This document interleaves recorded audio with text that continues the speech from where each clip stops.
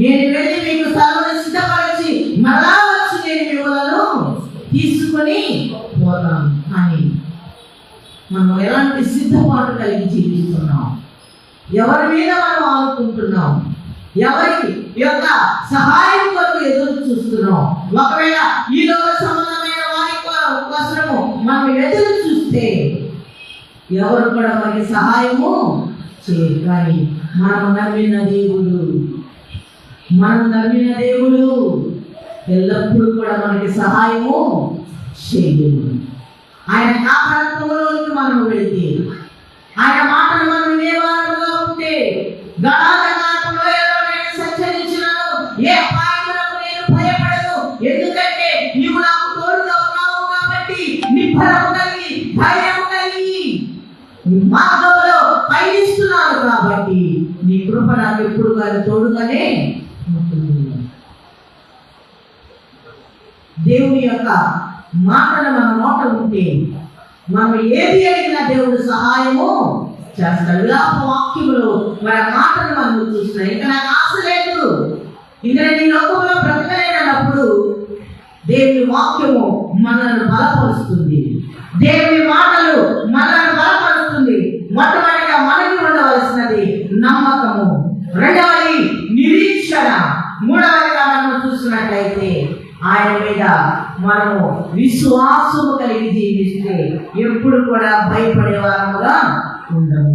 మరి సమూయేలు మొదటి గ్రంథంలో మనం చూసినట్లయితే 17వ అధ్యాయం 34వ వచనంలో మనం చూసినట్లయితే, సమూయేలు మొదటి గ్రంథము 17వ అధ్యాయం 34వ వచనంలో మనం చూసినట్లయితే, అందుకు దావీదు సౌలుతో ఇట్లనెను, మీ దాసుడైన నేను నా తండ్రి యొక్క గొర్రెలను కాయచుండు, సింహముగా ఎలుగుబంటి వచ్చి మందలో నుండి ఒక గొర్రె పిల్లను ఎత్తుకొని పోవచ్చుండగా నేను దానిని తరిమి చంపి దాని నోట నుండి ఆ గొర్రెను విడిపించితిని.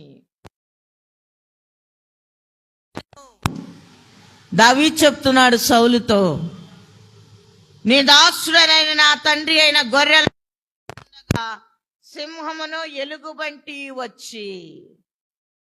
సింహాన్ని ఎవరైనా పట్టుకుంటారా? ఎలుగుబంటి క్రూరమైన జంతువుల జోలికి ఎవరు కూడా. కానీ దావీదు దానిని చీల్చివేసినాడు. దాని నోటిలో ఉన్న గొర్రె పిల్లను తీసుకొని, ఎవరి శక్తిది? ప్రభు అయిన యేసు దేవుని యొక్క శక్తితో నింపబడినప్పుడు, దేవుని ఆత్మచేత ముద్రించబడినప్పుడు ఎంత శక్తి దేవుడు అనుగ్రహిస్తాడు అంటే, సింహపు బోనులో దానియేలును వేసినప్పుడు సింహాల నోరును మూయించినాడు దేవుడు. దానియేలు దేవుని యందు నమ్మిక ఉంచినాడు కాబట్టి, విశ్వాసం ఉంచినాడు కాబట్టి, నా దేవుడే నా బలము, ఒకవేళ నా దేవుడు రక్షింపకపోయినను మేము ఈ ప్రతిమకు మ్రొక్కం. నీవు నేను అలాంటి విశ్వాసంలో ఉన్నామా? బాధ వస్తే చర్చికి రాం, మనకేమైనా అడిగింది జరగకపోతే చర్చికి రాం. నేనంటాను, ఎన్ని వేదనలు, ఎన్ని బాధలు, ఎన్ని శోధనలు వచ్చినా దేవుడు మనకిచ్చిన సమయంలో దేవుని మనము ఆరాధించే వారముగా ఉండాలి. ఆరాధించాలి అంటే మనందరము కూడా దేవుని యొద్దకు నడిపించబడే వారముగా ఉండాలి. మొట్టమొదటిగా నిరాశ నిస్పృహలు కలిగి మనము జీవిస్తే దానిని మనము విడిచిపెట్టాలి.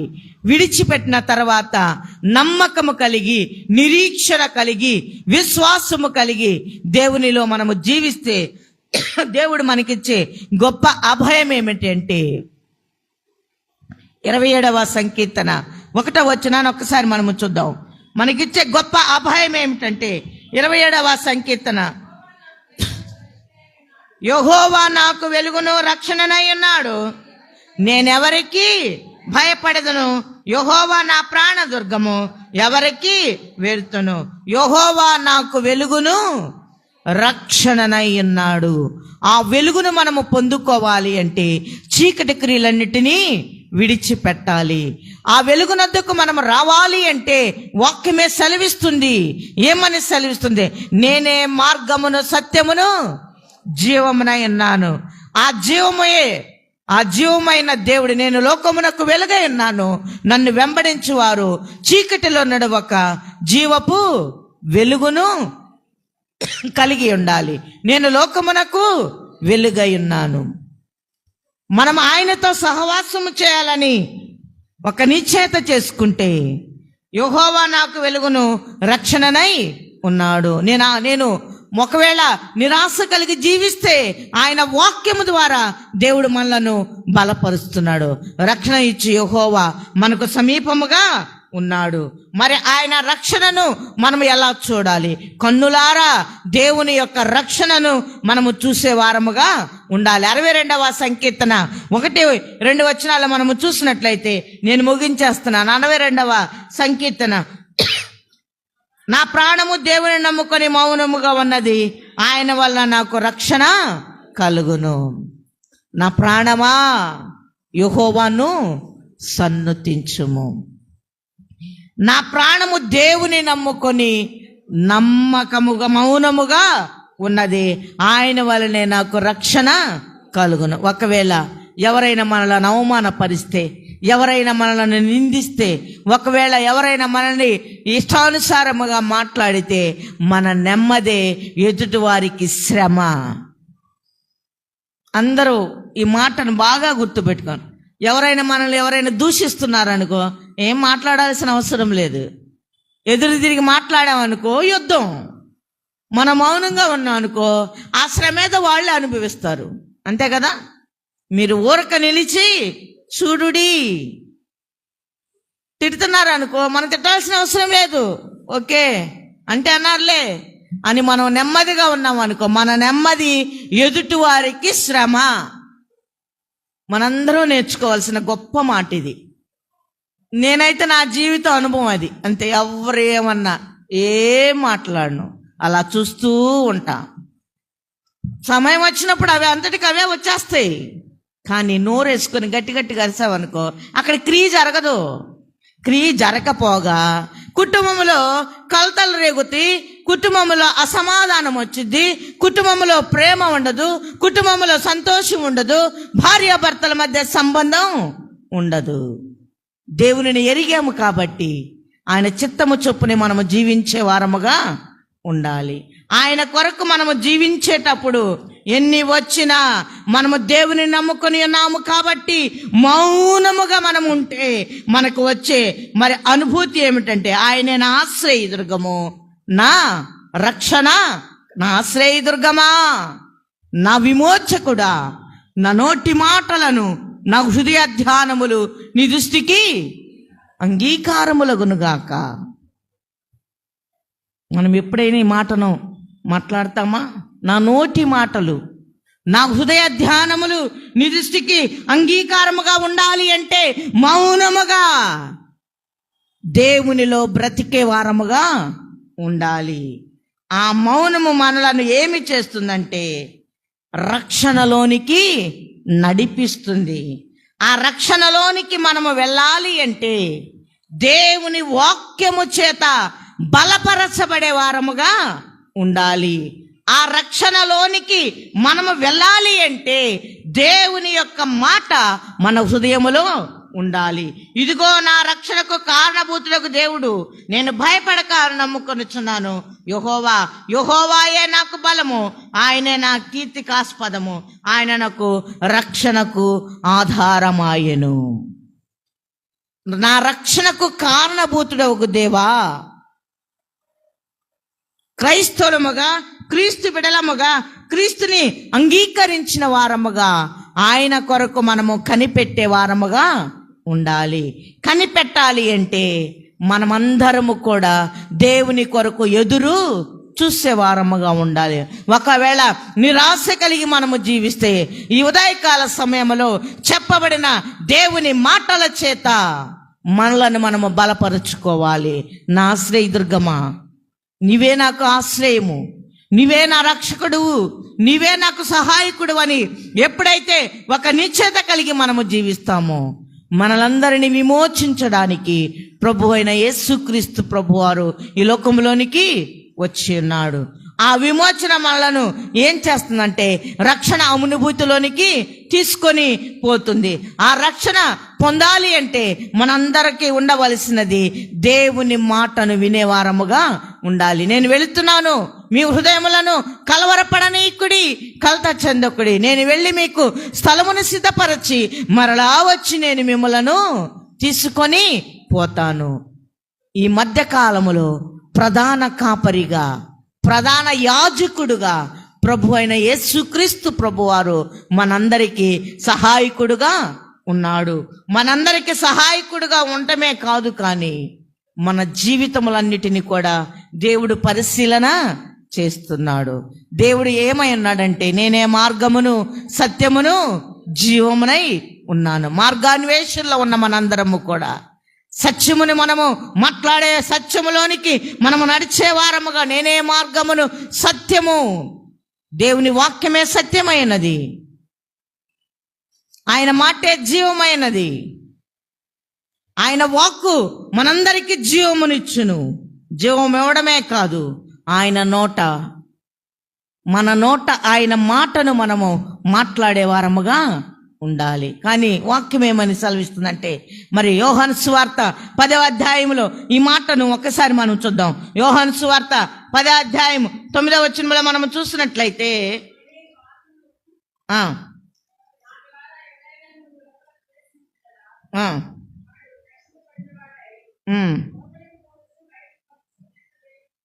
చాలమ్మా, మనము చూసినట్లయితే దేవుని యొక్క లేఖన భాగములో మనము చూసినట్లయితే, దొంగతనమును హత్యను నాశనమును చేయటకు వచ్చును కానీ మరి దేనికిని రాడు. గొర్రెలకు జీవము కలుగుటకును అవి సమృద్ధిగా కలుగుటకును నేను వచ్చితని మీతో నిశ్చయముగా చెప్పుచున్నాను. జీవము కలుగు చేయడానికి దేవుడి లోకములోనికి వచ్చి ఉన్నాడు. ఆ జీవమును నీవు నేను పొందుకోవాలి అంటే దేవుని ఆత్మచేత మనము ముద్రించబడే వారముగా ఉండాలి. దేవుని ఆత్మచేత మనము ముద్రించబడాలి అంటే దేవుని యొక్క మాటలు మన నోట ఉండాలి. దేవుని మాట ఉండడమే కాదు, కానీ దేవుడు గొప్ప అభయం ఇస్తున్నాడు మనకి. మీరు నన్ను ఆశ్రయించినారు కాబట్టి, నాతో సహవాసము చేస్తున్నారు కాబట్టి, మొట్టమొదటిగా అభయం ఏంటి? మీకు అపాయము సంభవింపదు. రెండవదిగా మనము చూసినట్లయితే నీ సేవకుడు, నీ దేవుడు నీ మధ్యనే ఉంటాడు. మూడవదిగా మనము చూసినట్లయితే సంతోషము కలిగి జీవించే వారముగా ఉంటాము. ఈ మాటలన్నీ కూడా మనము చూసి జఫన్య 3వ అధ్యాయము 15, 16, 17 వచనాలు ఈ మాటలే. అపాయము మన గుడారమునకు సమీపించదు. రెండవది, ఆయన మన మధ్యనే ఉంటాడు. మూడవది, మనందరము కూడా సంతోషించే వారముగా ఉంటాము. చివరిగా మనము చూసినట్లయితే దేవుని మాటను మనము చూసినట్లయితే మరి అపోస్తుల కార్యములు 4వ అధ్యాయము 12వ వచనాన్ని చూసినట్లయితే దేవుని వాక్యము, దేవుని వాగ్దానము ఏమై ఉన్నదంటే 4వ అధ్యాయం 12వ వచనంలో మనము చూసినట్లయితే, చదవమ్మా. మరి ఎవని వలన రక్షణ కలుగదు? ఈ నామమునే మనకు రక్షణ పొందవలనే కానీ ఆకాశము క్రింద మనుషులలో ఇయ్యబడిన మరి ఏ నామము రక్షణ పొందలేము. కానీ ఇప్పుడు అందరూ కూడా ఎలా తయారయ్యంటే, మా సంఘానికి రండి, నేనే మిమ్మల్ని మనం ఎంత అలాంటి ప్రగల్భాలు పలికే బోధకులు, అబద్ధ బోధకులు అనేక మంది బయలుదేరారు. సంఘములను చీల్చుతూ, సంఘములో ఉన్న సహవాసములో నుండి వేరుపరుస్తూ, మా సంఘానికి రండి, ఇక్కడే రక్షణ జరుగుతుంది, వాళ్ళు ఇచ్చింది మంచి బాప్తిసం కాదు అని తప్పుడు బోధలు ప్రకటించే బోధకులు అనేక మంది బయలుదేరి, వాక్యమే చెప్తుంది కదా, మరి ఎవని వలన రక్షణ కలుగదు? యేసు నామములో తప్ప ఎవరి వలన రక్షణ కలుగదు. ఆకాశము క్రింద మనుష్యులలో ఇయ్యబడిన మరి ఏ నామము రక్షణ పొందలే. మనకు ఆ మాటలే ఇష్టం. మా సంఘానికి రండి, మా సంఘంలో భలే జరిగిద్ది. ఎడ జరగట్లా ప్రార్థన? ఇక్కడ లేదా ఆరాధన, ఇక్కడ లేదా క్రమము, ఇక్కడ లేదా. మనం ఎలాంటి వారం అంటే చంచలమైన, ఇక్కడ ఒక వారం, అక్కడ ఒక వారం, ఇక్కడ వారాలొద్దు. ఉంటే వెచ్చగానైనా ఉందాం, చల్లగానైనా ఉందాం. నులివెచ్చని స్థితిలో ఒకవేళ ఉంటే బయటికి ఉమ్మి వేయబడతాం. అక్కడికి వెళ్ళిపోతే ఎవరేమనుకోరు. స్థిరత్వం ముఖ్యం, స్థిరత్వం ముఖ్యం. మనకి స్థిరత్వం లేకుండా చంచలమైన మనస్తత్వము కలిగి ఒకవేళ మనము జీవిస్తే రక్షణ అనుభూతిలోనికి మనం ఉండలేం. రక్షణ అనుభూతిలోనికి మనము రావాలి అంటే జీవవాక్యము మన మనస్సులో భద్రము చేసుకొని మార్గాన్వేషణలో ఉన్నప్పుడు సత్యమును అనుసరించి ఆ జీవవాక్యము మన జీవితములకు అన్వయించుకుంటే తప్పకుండా రక్షణ అనుభూతిలోనికి వస్తాం. మరి నీవు నేను ఎలా ఉన్నాం? రక్షింపబడే వారముగా ఉన్నామా? రక్షణ లేని వారముగా ఉన్నామా? కృపచేత బలపరచబడే వారముగా ఉన్నామా? కృప లేని వారముగా ఉన్నామా? ప్రభు అయిన యేసు కృపచేత మనము రక్షణ పొందుదామని నమ్ముచున్నాము కదా, అలాగనే వారును రక్షణ పొందు. సంఘాలను పిలుస్తూ ఉంటారు కదా, రండి మా సంఘానికి రండి. ఏంటి? పురాతనమైన లూథరన్ సంఘం, ఎంతో మంది మహానుభావులు ఎంతో శ్రమపడి ఎన్నో కష్టాలు అనుభవించి కట్టబడిన ఈ లూథరన్ సంఘం ఏంటంటే, ప్రధాన యాజకుడుగా దేవుడు మనకిచ్చే గొప్ప బాధ్యత ఏమిటి అంటే, దేవుని కుమారుడైన యేసు అను ప్రధాన యాజకుడు మన పాపముల నుండి విడుదల చేయును. రెండవది, సహోదర ప్రేమను గురించి దేవుడు తెలియచేయును. మూడవది, శోధనల నుండి మనలను విడుదల చేయును. నాలుగవదిగా మనము చూస్తే మన పక్షముగా దేవుడు వ్యాజ్యము ఆడును. ఐదవదిగా మనము చూస్తున్నట్లయితే ప్రత్యేకించబడిన వారు అంటే పవిత్రత ప్రత్యేకముగా ఉన్నవాడు దేవుడు. పవిత్రమైన రక్తములో మన పాపములను కడుక్కొని యేసు వైపే మనము చూసే వారముగా ఉండాలి. యేసు వైపు మనము చూస్తే తప్పసున్నట్లయితే నిరాశ కలిగి ఒకవేళ మనము జీవిస్తే దేవుడు అభయం ఇస్తున్నాడు. నన్ను ఆశ్రయించు వారికి, నన్ను వెతుకు వారికి నేను ఎప్పుడు కూడా తోడుగానే ఉంటాను. వెదకాలి అంటే మొట్టమొదటిగా మనకు ఉండవలసినది నమ్మకము, రెండవది నిరీక్షణ, మూడవది విశ్వాసము. మన విశ్వాసం ఏంటంటే, మరి సువార్త లేఖన భాగములో మనము చూసినట్లయితే, మీ హృదయములను కలవర పడనీయకుడి, కలత చెందకుడి, నేను వెళ్ళి స్థలమును సిద్ధపరిచి మరలా వచ్చి నేను మిమ్మల్ని తీసుకొని పోతాను. మరి ఆ తీసుకొని పోక ఈ మధ్యలో మన పయనము ఎలా ఉన్నది? దేవునికి ఇష్టమైన వారముగా ఉంటే తప్పకుండా ఆయన యాజకత్వంలో ప్రధాన యాజకుడైన యేసుక్రీస్తు నామములో మనందరము కూడా రక్షణ అనుభూతిలో జీవించే వారముగా ఉంటాం. మనము చూసినట్లయితే, ఆయన కుమారుడయ్యుండి తాను పొందిన శ్రమల వలన విధేయత నేర్చుకొనెను. విధేయత చూపించుటకు యేసయ్య ఈ లోకములోనికి వచ్చి ఉన్నాడు. మరి ఆయన సంపూర్ణ స్థితి కూడా అయ్యను. ఎవరికి రక్షణ స్థితి? తనకు విధేయులైన వారందరికీ రక్షణ కలుగు చేయడానికి దేవుడు సిద్ధముగా ఉన్నాడు. మరి మనందరం ఏ స్థితిలో ఉన్నాం? ఎలాగూ దేవునిని మనము ఆరాధన చేస్తున్నాం. ఒకవేళ నిస్సహాయ స్థితిలో ఉంటే దేవుడు సహాయము చేయును. దేవుడు సహాయము చేయాలి అంటే మనందరము కూడా మరి దేవుని యొక్క రక్షణ కొరకు ఎదురు చూసే వారముగా ఉండాలి. నిరీక్షణ కలిగి, నమ్మకము కలిగి, విశ్వాసము కలిగి ఆయన రాకడ కొరకు ఎవరైతే ఎదురు చూస్తారో, ఇదిగో నేను త్వరగా వచ్చుచున్నాను. ఆయన రాకడ కొరకు ఎవరైతే ఎదురు చూస్తామో ఎత్తబడే సంఘములో మనం ఉంటాము. అలాగూ జీవించడానికి